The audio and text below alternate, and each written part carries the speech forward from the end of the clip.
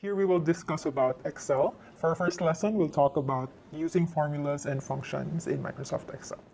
To give you an overview what Excel is used for, well, in many ways it has helped many business operations because in Excel we can do specific calculations, we can organize and manage information, we can also visualize data and build our reports and dashboards. Reports and dashboards in Excel are summarized version of your information or your data set. In this example, this is a report, sales report, where our data is summarized per quarter. So this is the product and this is the sales amount per quarter, right?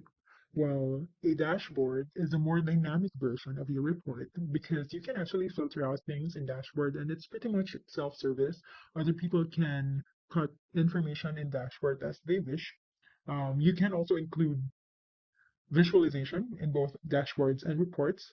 Visuals are a good representation of your data as well, and it can give you a picture of how your information looks like on the onset. So, moving forward, we will try to create reports and dashboards in Excel as well.